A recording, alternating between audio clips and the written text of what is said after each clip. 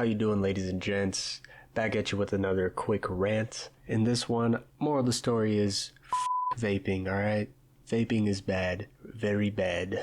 Okay, and your boy here has been vaping for several years straight. I was trying to suppress some other habits that I had. We won't get into that today. But how did it all start? How does this stem? Where does this come from? Well, for me, it started whenever I was in 6th grade. At the time, just about to turn 11, and through some connections to some high schoolers back in the day, I got my first vape, which was a hookah pen with no nicotine, and I got it for $10 from high schooler connects. Yeah, so the reason I got into it so early was because the hype back in the day, the trend was a lot of these 6th graders, or maybe even younger, were smoking Smarties. And if you don't know what that is, basically those little fucking hard candies that turn into powder when you bite into them. They're the shape of a cigarette or a cigarillo or, something of that shape. And you put it on the ground, you mash it up with your foot, you dust it off, and then you open the little tip and you just kind of puff on it. You don't inhale it, obviously. That's fucking stupid. But that's what the kids used to do back in 6th grade. And I wanted to fit in. I wanted to be the ultimate Giga Chad of my little friend group. So through connects from high school, I got one of these hookah pens, and it was like a strawberry flavored hookah pen with no nicotine. I thought I was the shit. And honestly, first couple times hitting that shit, I was like, damn, this is kind of stupid, but everyone thinks it's so damn cool. You know what I mean? So that's kind of where it stemmed from.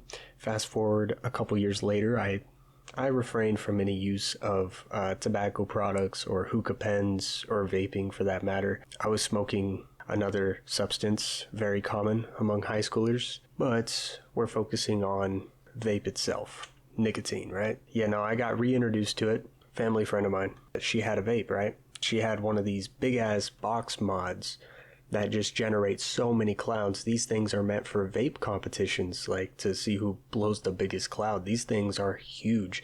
These used to be all the hype back in 2016, 2017, maybe a little bit prior to that, because, disposables, they weren't really a thing yet. It was still like little e-cigarettes. I feel like it all stemmed from that, and then as I got older too, they were just like, here, try it, bro, try it. Hey, it's fucking Fruity Pebbles. You know what I mean? That was a flavor. I was like, okay, so I fire it up, after telling them so many times, I'm not trying to get addicted. It has nicotine. Well, I fell into the peer pressure and I took it and I was like, oh my God, this is good. They just kept offering it to me. I was like, all right, and then I started getting really dizzy, but it was like a good feeling. It wasn't like a nauseous kind of dizzy. It was almost like I was just like on a roller coaster for a little bit. Like, I'm sure anybody who vaped knows this feeling, and that is the addictive feeling of nicotine. That is one of the effects,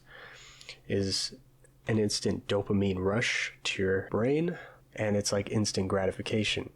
And what follows that is a little bit of dizziness, but you feel good, kind of. And this effect lasts for like 5-10 minutes at most, depending on what kind of nicotine you're doing. Usually the box mods back in the day, they used free-base nicotine, which lasts longer, and it's a more common form of it, I guess you could say. If you were to go to like a vape shop or a smoke shop or something, they have that.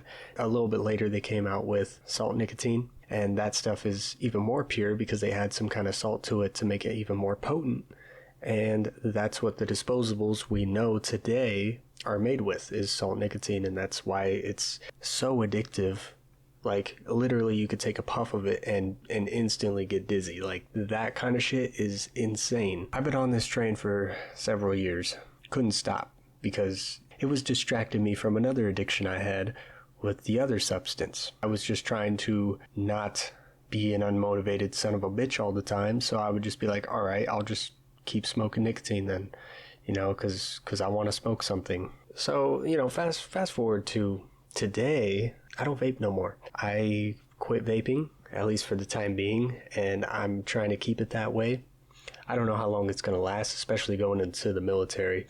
I already have quite a few friends in the military, and they're just like, yeah, good luck with your whole quitting smoking shit. I was like, oh, fuck. Yeah, no. So at this point, it's like, it is what it is. When you just find yourself wanting to fidget with something, or like everybody's got their little fidget, right? But for me, it was definitely the smoking motion. That was my thing. So how it started, like I didn't really understand it fully because I didn't understand the effects at still like over the years, like especially after I took a hit off that first box mod with real nicotine. Just so much clouds came out and all that. Like I was vaping clouds from that thing and coughing up a lung. Still didn't really understand it until a little bit later. I got my own device, scraped up a bunch of like little savings, quarters, pennies, and with the help of some of my friends, I got myself a little device, and I even borrowed a couple over the years. And then I started to realize, okay, I see why this is so addictive. Because at first, it's like you don't really understand it. You could just drop it right then and there after the first couple days and be completely fine. Fast forward about 2 weeks later, when a habit starts to form, which is on average around the time a habit starts to form, yeah, then you'll start feeling more dependent on this. And that's a bad thing, especially because we don't know much about the long-term effects of vaping. I know, I sound like one of those stupid fucking vaping ads. Trust me, I used to laugh at those too. I used to fucking say fuck those and all that. Still kind of do, but I don't vape no more. At least for the time being. I'm no better because I still take some type of form of nicotine to this day. I take something called Zins, and I mean, they're starting to become the rise because they're not made with tobacco. It is just strictly a nicotine pouch that you stick in your mouth, and it lasts for an hour. It's like a stick of gum that you put on your gum for an hour, and you don't have to spit or anything like that.